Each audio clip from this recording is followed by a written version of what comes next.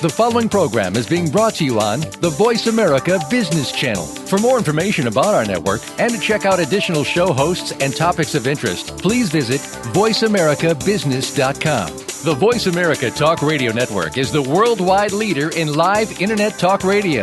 Visit voiceamerica.com. The views and ideas expressed on the following program are strictly those of the hosts or guests and do not necessarily reflect the views and ideas held by the Voice America Talk Radio Network, its staff, and management.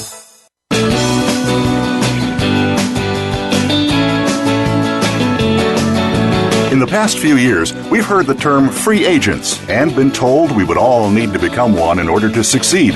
The recent economic structures have helped to promote this concept as reality. Where do we get the tools to take control of our career path in the present and future? Welcome to The Career Confidant with your host, Marie Zimenoff. Marie and her guest experts are here to provide you with the tools you need to move forward and achieve your career goals. Now, here is Marie Zimenoff. Good afternoon and welcome to the Career Confidant. Thank you for joining us today. This is your host, Marie Zimenoff, and this show is here to help you get the tools and the resources that you need to take control of your own career direction. And today we're going to be talking about some of the things that I see get in people's way. So we're going to be talking about 9 job search roadblocks. And the nice thing is all of these are easily moved in terms of their heavyweight lifting. They just take some introspection, most of them. And we're also going to be talking about 5 or 6 career growth roadblocks. So thinking about things that get in people's way when I see them struggling in their job search. Here are a few things that tend to be getting in the way.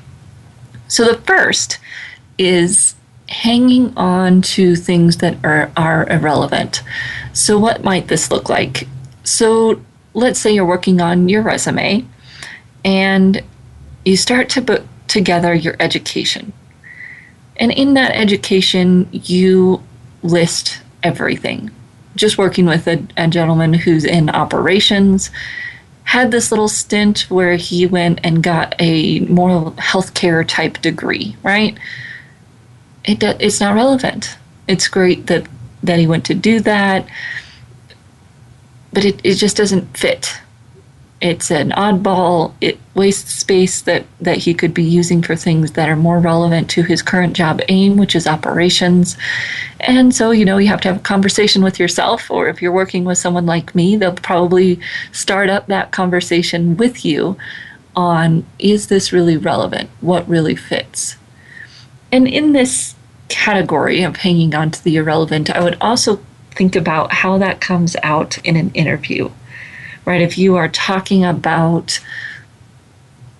things that you've done that aren't relevant to where you want to go, or systems that you've used that aren't relevant to the employers where you're going. And we talked about that a couple of weeks ago when we talked about interviewing specifically. But hanging on to these irrelevant things can make it challenging for you to build a comprehensive brand, right? It can make it challenging for you to look like a strong candidate in the direction that you want to go because there are these things that don't quite fit in. Now, that's not to say that there might not be things that you want to keep for some kind of interest. Today, most of the time, that will be on LinkedIn. So let's say, and one of my colleagues used to tell the story of her husband, who was an electrical engineer, I think, and would not take off his resume that he was a classical guitarist or some kind of guitarist, and he'd been in a band, a rock band, I think. Not too uncommon for you electrical engineers for those two things to come together. So he'd been in a band, and he always wanted to put it on his resume, right? And he'd been in this band. And they talked about it, and she said, that's not really relevant to where you're going. And he said, well, actually it is, because a lot of my peers will have been in a band and they think it's cool and it gives us something to talk about, right? All right. So then we just want to make sure that it's where it should be in a resume and or that it's on LinkedIn, builds that personal description, personalized version of ourselves on LinkedIn. But that's a little bit different than listing a degree that's not relevant. We're really thinking through how might this be taken by an employer? How might it be relevant to an employer? Not simply putting it on there because we have it and talking about it. Same thing, right? Does it answer the question? Does it bring up something that helps you tell a story? How does it fit in to how you want to talk about yourself? A lot of that comes when that wonderful question in the interview, tell me about yourself, right? And we want to be clear that what we're talking about in that section is relevant as well and genuine and all of the other things that we know we want to do when we're talking about our brand. So hanging on to the irrelevant. Are you hanging on to something that just doesn't fit with where you are now? Are you hanging on to something that happened in the past that doesn't affect where you're going in the future, which comes to our next point. Focusing on the past instead of the future. So this may sound counterintuitive because interviewing is all about selling your accomplishments, right? And your resume is all about selling your accomplishments. In some ways, yes, but in other ways, it's more about your future. What accomplishments tell the story of how you can be successful in the future? What accomplishments are going to be important for this hiring manager in the future to see that you can do? What things from your past tell the story that you want to create in the future? And of course, you've got to be careful about this, right? I was listening to an employer talk at an event last week, and he was talking about you're hiring an executive chef and you get someone whose resume is just great and it says that they've learned all the latest food techniques. What really that means is that they've, squeezed guacamole out of a tube at Taco Bell. We don't want to stretch the truth, right? We don't want to wordsmith to the point that we're lying. What we do want to do is think about what stories from our past paint this picture of where we want to be in the future. And I think we've talked about career obituaries on this show before, but that's not what your resume is meant to be. And even when you're thinking about applying for a job or going into an interview, it's really all about the future and how can you market to that company's future needs? How can you speak to that position where you're going versus just making a list of all the things that you've done or even telling all these stories of great accomplishments. If we're not thinking about the picture that they paint for us in terms of how we want to move forward, that's not going to help us very much regardless, even if they're great accomplishments. If they're not relevant, right, then we're just talking about the past. We're not connecting it to how it matters in the future. So our third thing is thinking that a step down will make the job search easier or will make the job easier to get. So here's a story for you. Have a mechanical engineer who's been searching for work in a new area, just moved to an area, searching for work for about 4 months. Comes into my office and says, I just need a job quickly.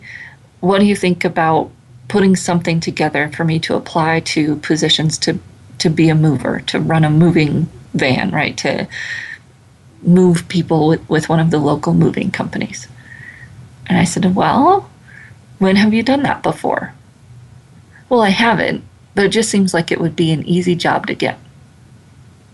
Newsflash, there aren't any easy jobs to get, right? Every job is somewhat competitive. And every job is looking for people who have experience. Most likely, they're really looking for someone who has experience doing exactly what they're hiring for, right? That's a hiring manager's dream.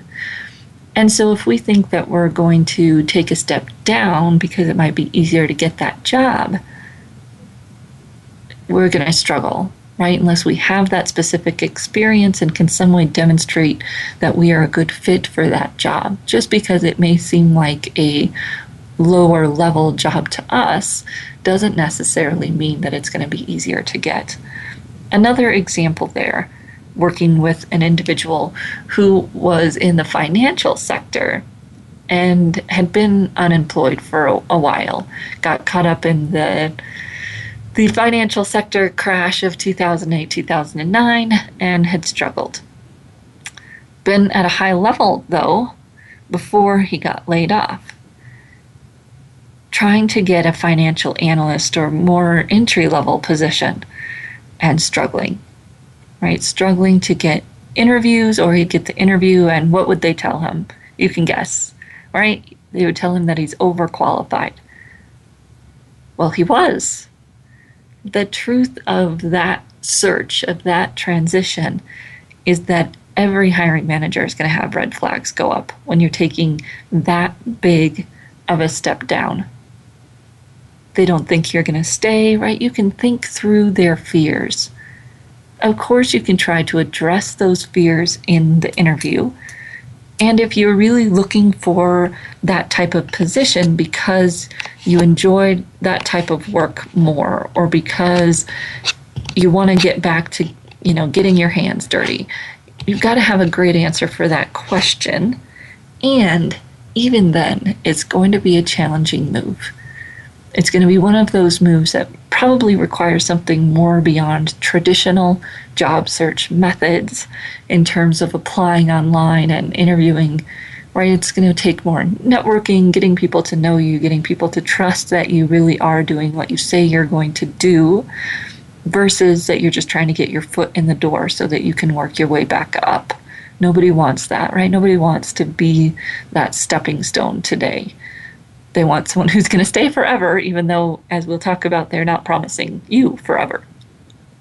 So when we're thinking about that change, and if we're trying to take a step down, again, we've either got to adjust our search and be very clear about why we're taking that step down, or we have to think about the fact that, again, getting the entry-level job is not going to be any easier than getting the job where we should be. So it's staying focused. And some of the other things that we'll talk about here in a little bit might also be getting in your way if you're making that transition. Staying focused, switching up your job search methods, really taking a look at, are you communicating yourself at the right level in your documents, all of those things. Maybe you take a little step down from where you were, but not that huge step, right? Jumping 2 or 3 levels down from where you were is going to raise those red flags, make it more challenging for you to get the job, actually maybe even more challenging than applying at the level where you should be at, because that's where you look like a fit.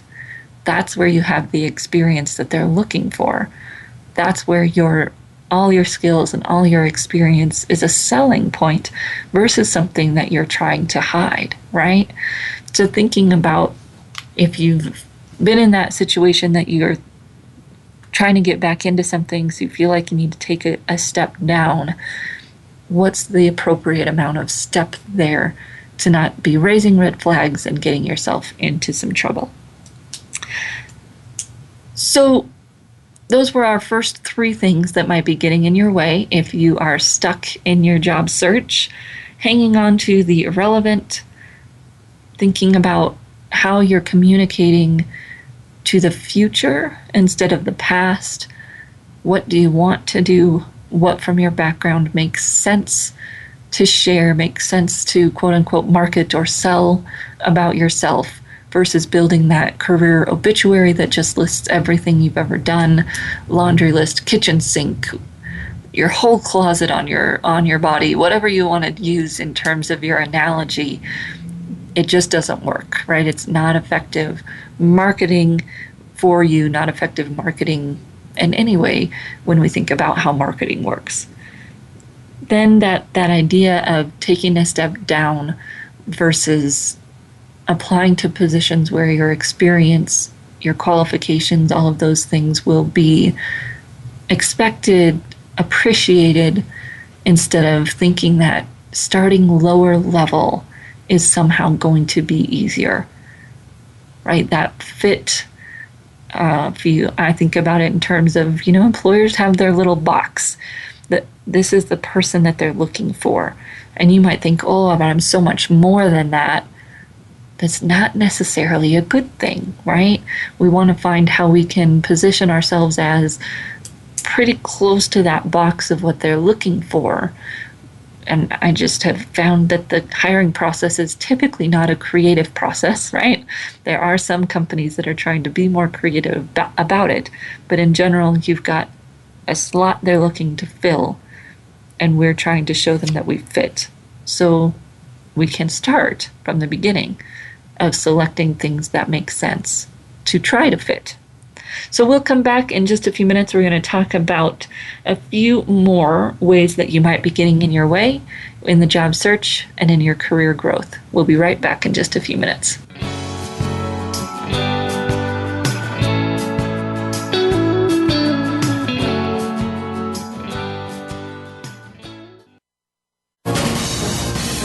Voice America Business Network, the bottom line in business. You know that the career landscape has changed and that you need to be proactive about managing your career. You can have the foresight, skills, and confidence you need to take charge of your career and seize opportunities. A strategic advantage and career expert, Marie Zimenoff has helped thousands of leaders like you get focused, get found, and get hired. Visit getcareersmart.com to find out more. That's getcareersmart.com or call 800-521-2080 to schedule your complimentary consultation. Does your organization lack proper leadership? We're not necessarily talking about experience, but about how to face the changing dynamic of leadership today. Sometimes the people we lead know more. Old ways don't work anymore, and the comfort zone just becomes too easy. Listen for Out of the Comfort Zone with Dr. Wanda Wallace. We'll show you how you can adapt and develop your leadership skills to today's workplace every Friday at 2 p.m. Eastern Time, 11 a.m. Pacific Time on Voice America Business. From the boardroom to you, Voice America Business Network.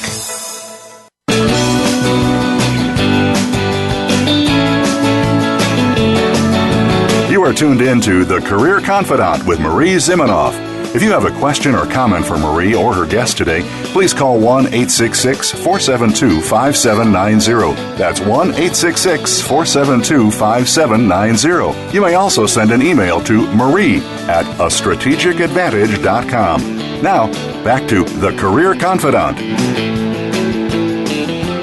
Welcome back to The Career Confidant, and today we are talking about really kind of how you might be getting in your own way in your job search. So we've talked about how we might be hanging on to things that are irrelevant, whether that's on our resume, in our interviewing, focusing on the past instead of the future.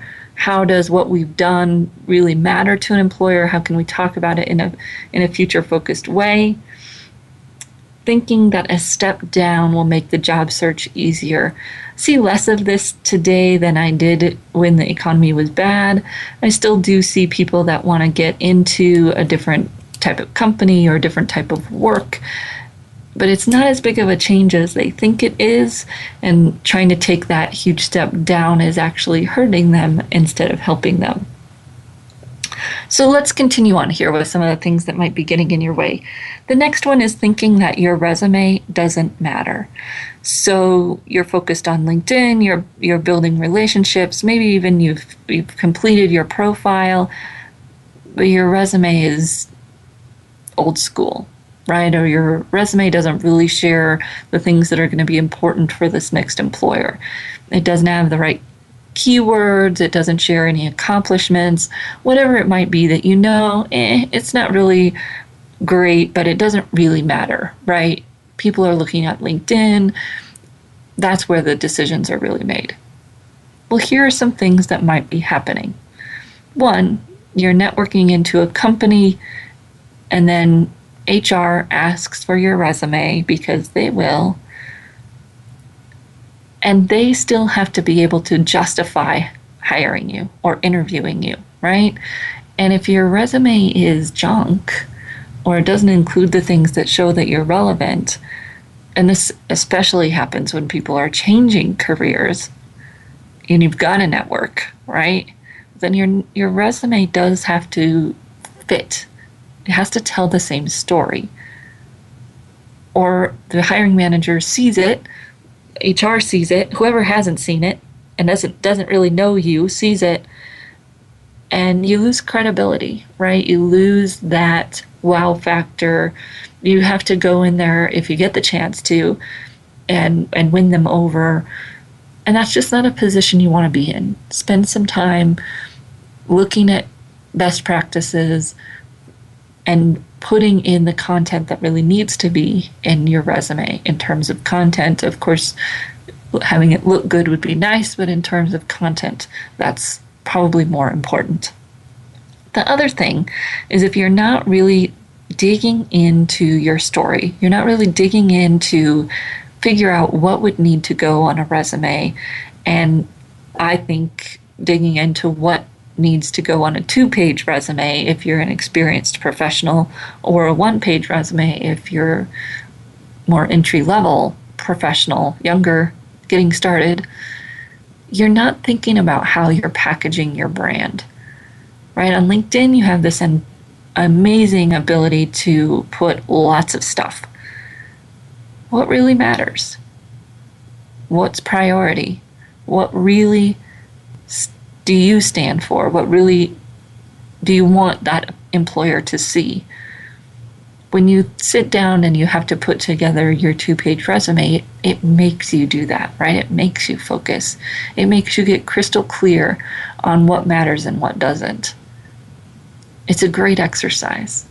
I do think it's important. I do see employers wanting that eventually at some point in the process. The other thing that happens is you get the interview, you're excited, and then you don't get an offer.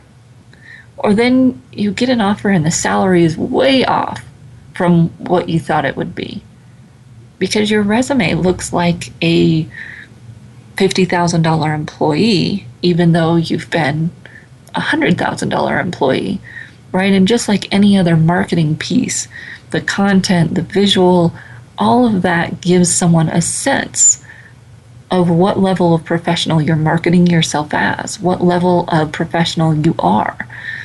And if it's not where you want to be, if you don't look like where you are, right? Everyone always said dress for the job you want, not the one you are, or where you are. Your resume is very similar. Now, of course, that's not always true. You could go in and wow them in the interview and get everything you want with a crappy resume. It happens. Think about, are you going through the process? Are you really figuring out what matters? And use your resume as a tool for that. How can you tell your stories, practice telling your stories, writing your stories, and getting them to that point where they're coming together in a cohesive way, and you know what the most important part of the story is. That's really what your resume is built on from the beginning. Next one here, not being strategic with your marketing. So going to every single marketing event, and where I see this happen quite a bit is with businesses, right? Small businesses. Just talking to a gentleman who wants to start a home care senior type of business. And I know he's going to be great because he has this strategic mind. Whereas I've seen people in that home care business at networking events where there's just not a good fit, right? Yeah, maybe possibly there are children there of parents who need that at-home kind of care. But it just doesn't make any sense that they're spending their time and their money at that event. Job seekers do the same thing, right? If you're going to networking events where there aren't any people who work in or around your industry, you're spending a lot of energy for most likely nothing. Go to places where people in your industry will be. And maybe even better, start with your existing network. Start asking better questions of your existing network before spending all this time and energy to go out and make new relationships, which takes time, and meet new people, which takes a lot of energy, and find places where people will be in your industry. That'll be the best use of that time and industry, but it's going to take time too. What have you been talking to your existing network about? Do they know what you're looking for? Do they know what types of companies you're interested in? Do they know all the ways that they could help you? That existing network, some of us are afraid of that existing network, right? We don't want them to know that we're looking, and if we're employed, there may be some truth there, but you're really looking for that inner circle of people who you wouldn't mind. You trust them. You know that if they know you're looking, they'll want to help. You don't have to feel like you've got to get them something or give them something, even though you can, right? They're the easiest people to give back to because you know them. You know that taking their kid to soccer practice for them would be a great thing to do, right? You know what those things are, and you feel like you can't ask for help, but you could, right? They want to help. Start there. Then think strategically, whether it's volunteering at a place where your target company sends their employees to volunteer, or it's going to a networking event that's actually specifically for that industry. And the best way to find most of those, I've found anyways, is Meetup, right? MEETUP, meetup.com. They have web builders meetups, they have green drinks, they have environmental types of groups. Lots of association groups have started putting their things on Meetup so that they can be found. And then, of course, any professional associations, local chapters that you can find, those are great ways to network. And they're great ways to network even if you are employed, because you're there networking for your current job, right? Not necessarily because you're looking. It's all about how you position yourself at those events. And those industry events make the most sense if you're currently employed but looking for something better. All right, so a big one here.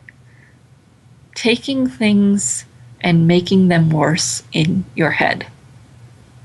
So here are a few examples. Talking to a lovely gentleman who has worked for himself and is now looking to get a job, right? Get hired by a company. And everyone says this to me, right? Well, I would never say this in an interview, but just because you'd never say it in an interview doesn't mean that the fact that you're thinking it won't creep in there somehow. If you're thinking it that much, it's going to come out. So here's this young gentleman's point. He's been working for himself. Now he wants to work for a company, and he's worried about what a risk he is because of that. Where is that coming from, right? And why does that need to be what you're selling about yourself? Why does that need to be what gets in your way?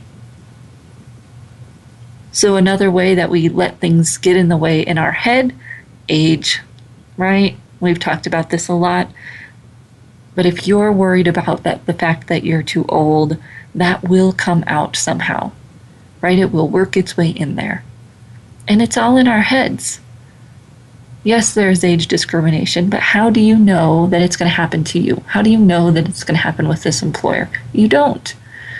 You're the one bringing that into the room. So whatever it is for you, and we all have it, whatever we think is that issue that's going to keep us from getting employed, we have to start thinking about a few different things, right? One, we have to think about how that could be a benefit. So how could working for himself be a benefit for my gentleman client? Now, does he necessarily want to say, I've been working for myself and this is how that's going to be helpful? No. However, he does want to be able to share those things that he can think of will make it a strength. that's what he's got, right? That's what he's got. And so being able to share how those things are strengths versus trying to hide everything. We might not market everything, but we want to be able to market the things that make sense from that situation versus trying to shove it all under the rug. Same thing with your age, right? You're not going to be able to hide it. So thinking about how it is a sales point. We have to be careful there. Some people will say, oh, my experience and I'm dependable. Well, age doesn't necessarily equal all those things, right? And it might.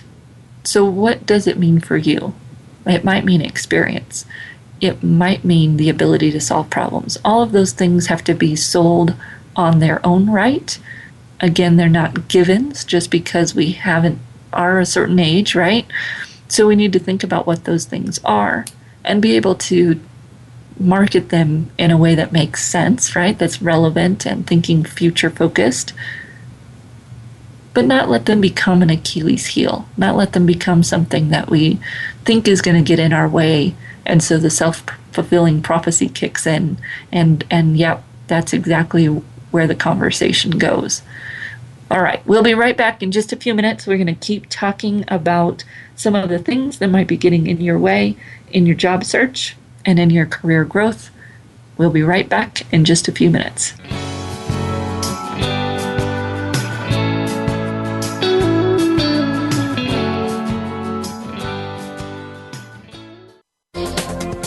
The business community's first choice in Internet Talk Radio. Voice America Business Network. You know that the career landscape has changed and that you need to be proactive about managing your career. You can have the foresight, skills, and confidence you need to take charge of your career and seize opportunities.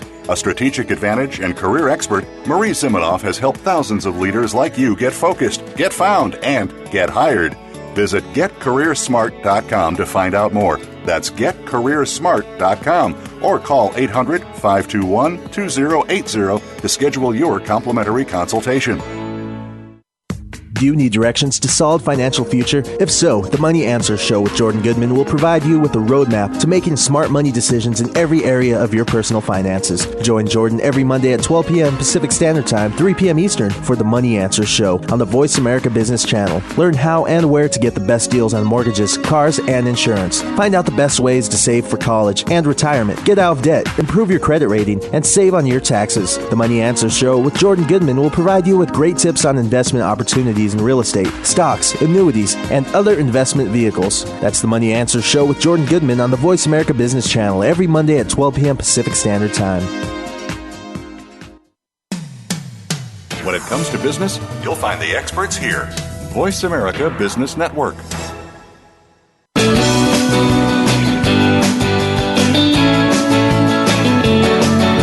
You are tuned in to The Career Confidant with Marie Zimenoff. If you have a question or comment for Marie or her guest today, please call 1-866-472-5790. That's 1-866-472-5790. You may also send an email to marie@astrategicadvantage.com. Now, back to The Career Confidant. Welcome back to The Career Confidant. And today we've been talking about things that might be getting in your way if you are job searching. So we were just talking about making things worse in your head than they are. This tends to happen to us when we get stressed, right? They call it awfulizing in the counseling world, that we let our brains kind of amplify something to this position that it just doesn't deserve, whether that's our age or the fact that we've worked for ourselves, or for one of my clients, it was the fact that she'd worked from home. She kept talking about that in the interview, right? And it just wasn't relevant. It was hurting her. She didn't need to be talking about it. But we get this idea that we have to explain X, Y, or Z. Not necessarily, right? And how we do that is going to be important. So getting those things and putting them in perspective, talking to a friend that does hiring, or talking to someone at a workforce center or someone who does coaching, that is part of the benefit of those things, right? To get out of your head, tell it to someone else, and have someone else say, well, geez, that's not that big of a deal. I know 10 people who did X, Y, or Z, or 10 people who've been out of work for 6 months, or, I know lots of people who've quit their jobs for no reason recently. There are all of these things that we convince ourselves are going to be a huge deal.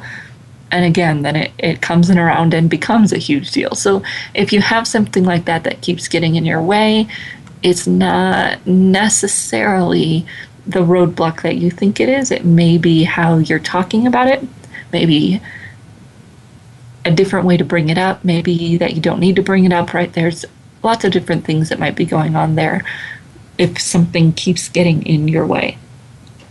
Next one, looking for that one job that will get you through to retirement. So here is my analogy for that. You're going on a first date and not only expecting that person that you're dating to marry you, but expecting in 2 or 3 years that they'll be okay with you walking away from that relationship with the amount of money that you deem appropriate. Not very appealing, right? Employers don't want that. Employers, even if you're 15 years out, right? Nobody wants on a first date for you to be talking about or thinking about that 15 years from now you're mostly excited about leaving. If you're thinking that much about retirement, we might need to find a different line of work that would be more intriguing to you. It may be time to think about how you want to work differently now. You could consult, right? There's lots of different ways you could use your experience to benefit an employer and yourself, or simply you're reframing in your mind, right? I'm looking for a great job where I can continue my career and add value and make what I'm worth. Great, healthy approach, right? But this idea, and I hear it all the time, anywhere from people who need to work 5 more years to 10 more years to 12 years, they'll come into my office and say, I'm just looking for that one job that I can work until I retire. And nobody wants to be that, right? Nobody wants to be the other side of that relationship. You think it sounds good. Oh, it means I'm going to be loyal to them for 10 years. One, they don't really care that much about loyalty today. We'll talk about that in a little minute. And 2, you've already defined your end date, and it just sounds like you're more worried about when you'll retire than what you're going to do for them for the next 10 years while you're working there. That's not what you mean, and I get that, but that attitude just doesn't do you well. If you're trying to build a lifestyle that works for you now, consult, start a franchise. There's lots of other ways to do something. When you go to work for someone else, there's a different agreement that you're making, right? And in some ways, it's that neither of you agree to be married, but neither of you talk about it, right? Which I don't think necessarily is great, but that's where we're at. So thinking about, what am I saying when I walk into this interview? And, you might laugh, but I've had people go into an interview and they say, where do you see yourself in 10 years? And the person says retired. It may be true, but it's not helping you, right? Find a different way to answer that question that doesn't lead down that road, that doesn't end with you saying that you see yourself retired. Next thing, not understanding your market. So I think we've talked about the movement in the careers industry to talk about hope. And hope is important. You need to understand your value. To me, that's what hope is. You don't have hope because you don't understand your value. You have to understand that value. And you have to understand that value in the context of a market. Otherwise, it's false expectations, and all that's going to happen is defeat. Defeat for you, defeat for the employer, because you're not on the same page. So know your value, but know it within that context of a market. What's going on in your market right now? What's the competition like? What are they really looking for? what really is differentiating within your market. And newsflash, I can guarantee you that 15, 20, 30 years of experience is not differentiating. What is? How much are they paying in salary right now for people they're hiring in your line of work? All of those things that we can know about our market help us know how we're going to negotiate better, help us know what to communicate about ourselves. Otherwise, we walk in and we think we've done this great job of selling ourselves, great job of marketing. Look at all these qualifications that I have, and none of them are differentiating. And then we expect a salary offer that's way above where the market is. And again, just defeat, it doesn't work out. So know your value, be confident in that value, and know what the market value is, not just what we might think based on where we've been or some idea we have in our head of where we want to go. There has to be some intelligence in there around the market, what's going on in your area, geographic and your industry, your level of position. Next thing, not understanding how your market really hires. So in addition to kind of the positioning piece, how do people in your market really find their talent, right? We talked about this a few weeks ago, but I was shocked to hear Jerry Crispin from Career Crossroads share that only 3% of positions, 3% of positions in the companies that he looked at, big and small, good data he's got, only 3% of positions were filled through an external recruiter. Now, what does that mean in your market, right? For all we know, I haven't dissected his data. It could be 0.5% in all the other industries and 20% in the financial sector or whatever it is, right? So that's something you need to know about your industry. How do employers in your industry really hire? Is it referrals? And, when Jerry was sharing his data, that was the number one thing that people do to hire. They hire based on referrals. However, there are companies out there that don't do that. I was talking to someone who is sharing that he was working with a company that had a third party do all of their hiring because they didn't want any nepotism, right? They didn't want any person who was familiar with another person in the decision-making process. I do think that's an outlier, but it does happen, right? And so it's knowing your target companies, knowing your industry. How do they hire? Do they use executive search firms? Do they use recruiters? Do they use their employees to generate referrals? How do they use their online systems, right? We can kill ourselves thinking about how to do a resume that will get through the applicant tracking system, only to find out that company doesn't use it at all. There's a local company here who has thousands, tens of thousands of resumes in their bank from people submitting them. They don't hire from them, only at dire need.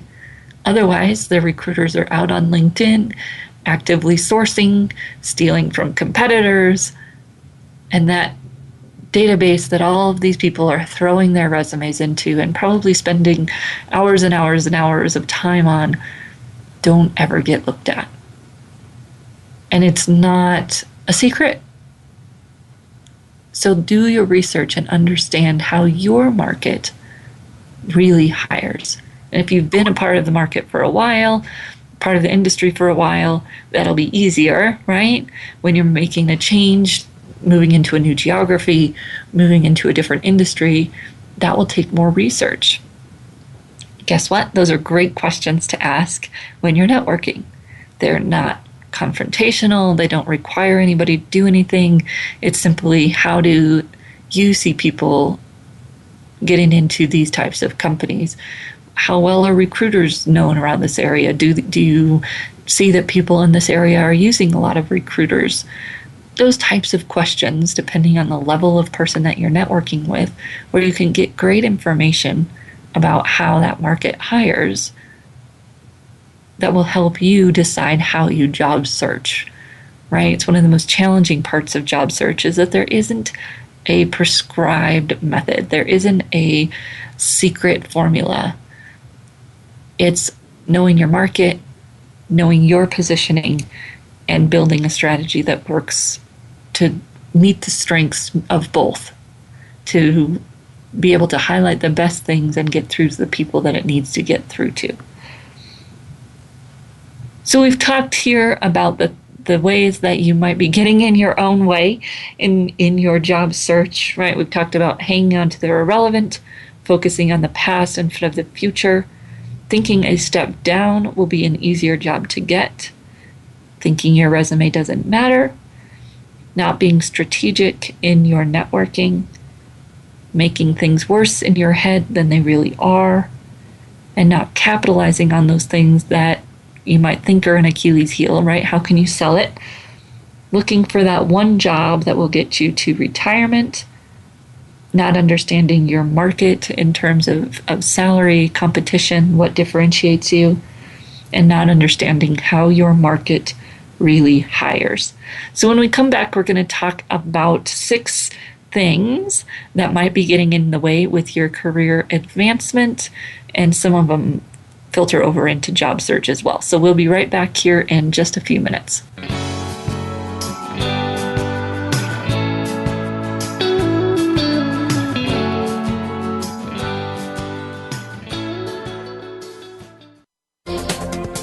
The business community's first choice in Internet Talk Radio. Voice America Business Network. You know that the career landscape has changed and that you need to be proactive about managing your career. You can have the foresight, skills, and confidence you need to take charge of your career and seize opportunities. A strategic advantage and career expert, Marie Zimenoff has helped thousands of leaders like you get focused, get found, and get hired. Visit getcareersmart.com to find out more. That's getcareersmart.com or call 800-521-2080 to schedule your complimentary consultation. Engage with Andy Bush takes you inside the mind of a top global market and public policy analyst who has been featured regularly on CNBC, Yahoo Finance, and numerous radio and television programs. Our program will bring you guests and stories from the top of the political and business worlds. Each show includes Andy's point of view roundup and what it means for you at home. Life's complicated. Let Andy help you figure it out. Tune in every Friday at 12 noon Eastern Time, 9 a.m. Pacific on the Voice America Business Channel. Now you don't have to stay linked to your desktop or laptop. Take Voice America on the go and listen anywhere. Get our mobile app for iPhone, BlackBerry, or Android at the Apple iTunes App Store, BlackBerry App World, or Android Market.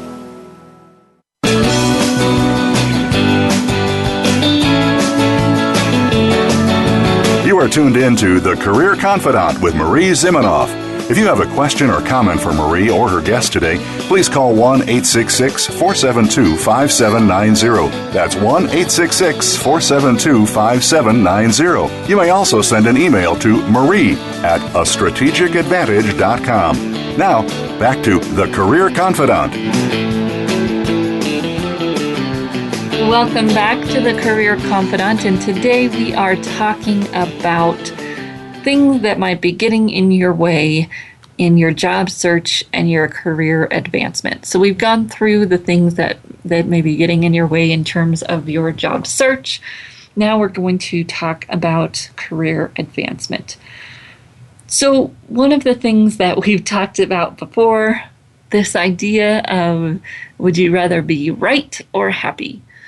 I see this get in people's way all the time, right? Where you argue things that don't matter or question someone on something that doesn't matter or act like you know everything all the time, right? And it's a really hard thing for those of us who do it, and I'm including myself in that. It's actually part of a personality thing, right? For those of you who do that, most likely you have a certain base personality, and there's nothing wrong with that. However, we do have to realize, just like anybody with any personality thing, that it gets in our way. And catch yourself. Right? It's okay to question someone and then say, "You know what? I'm sorry. You're right. Let's keep moving forward."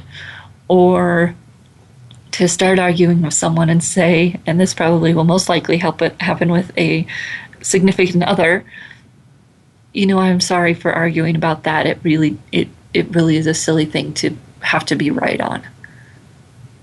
You've got to say that. You actually have to catch yourself doing it and say it. Practice it at home, then you'll stop doing it so much at work. It takes conscious effort. Just like an introvert who's trying to go and network, or a person who's trying to get better at setting goals and writing things down, whatever it is that other people have to work on, if that's your thing and you notice that it's getting in your way, or maybe you notice that people stop talking to you about certain things, or maybe people in your life tell you that this is an issue and you've been not paying attention. Pay attention, right? This is the one thing that's getting in the way of lots of people's career development today. It used to be that if you had a PhD in electrical engineering from Stanford, it didn't matter that you were a jerk. Today it does. If you can't work with a team, if you can't talk to customers, you aren't going to get respect. You aren't going to be an integral part of the organization. It's part of how the world of work has changed. And boy, working on that will probably get you further in your career than another degree or any other further training, right? Would you rather be right or happy, employed, promoted, hired, whatever it is that goes on the other end of that sentence? The next thing is to realize that, and we talked about this in a different way, employment is no longer marriage, right? However you want to talk about that, free agent nation, whatever it might be, when we walk into a company, we have to know that it is in our hands to move. It is in our hands to grow. It's in our hands to get what we need out of our career, to ask for training, to make a case for why we should get to go to a green belt training or a sales training. That's our job, right? If we want to keep progressing in our career, it's up to us. Similarly, and I just had a colleague write about this today, but your boss is not your career coach, right? If you want to get your career plan together, figure out how to get where you want to go, that is not a conversation you'll be having with your boss.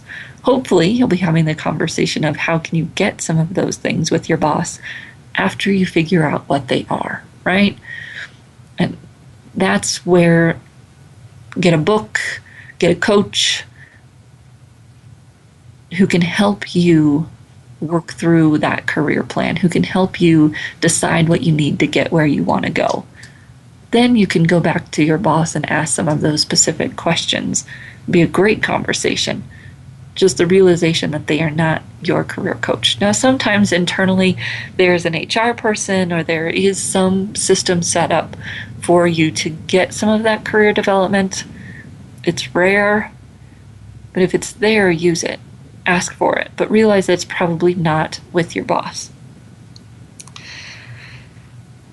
Next thing that's hurting your career is not managing your brand visibility. So this might be during your job search, definitely while you're employed, right? It is up to you. Just like if you were a small business, right? It's up to you to continually do something that connects you to your industry. Do something that shows your expertise. That might be giving presentations, writing articles, all of the channels that you could use to job search. You want to be doing those things while you're employed. And I know you're saying, well, Marie, that sounds like a lot of work.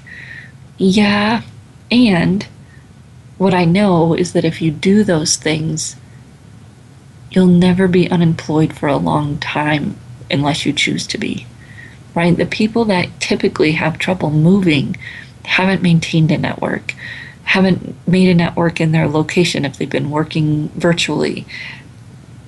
They lack that group of people that we were talking about. When you go to network, use that internal group, that close-knit group, the people who know and trust you. If you lack that group, you're going to struggle. And the bigger that group is, to some extent, the better, right? If it's really, they know you and trust you, you know them, and it goes both ways.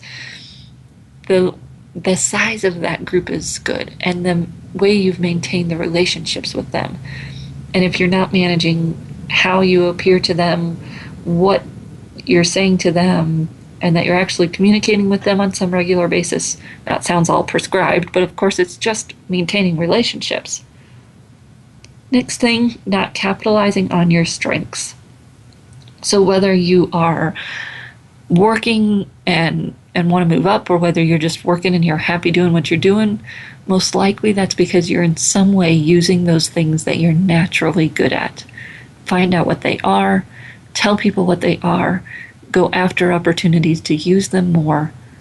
That is the key, right, to growth, to success in any way you can measure it, to be capitalizing on those strengths, using them on a daily basis.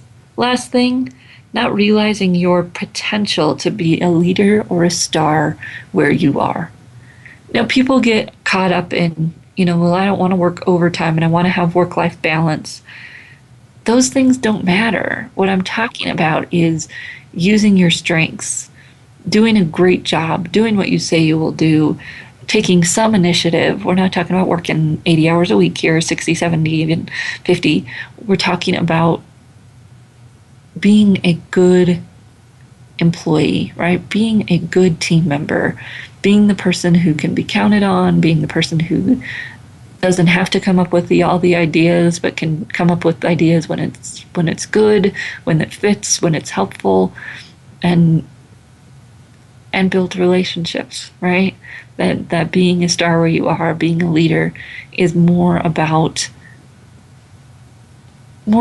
being at work when you're there than how long you're there. So we look forward to seeing you next week right back here on the Career Confidant. If you want to get in touch with me, I'm always happy to answer any questions that I can. Feel free to connect with me at Marie, M-A-R-I-E, at astrategicadvantage.com, and we'll see you right back here next week on the Career Confidant.